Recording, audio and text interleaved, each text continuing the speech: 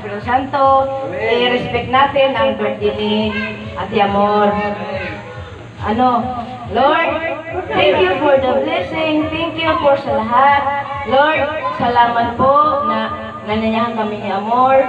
Naway, lahat ng blessing ay ibigay niyo po kay Amor. Kung sino man yung mga tao tumutulong sa kanya. Ibigay niyo po in Jesus, Lord. Lord, naway, huwag niyo po kong babayaan.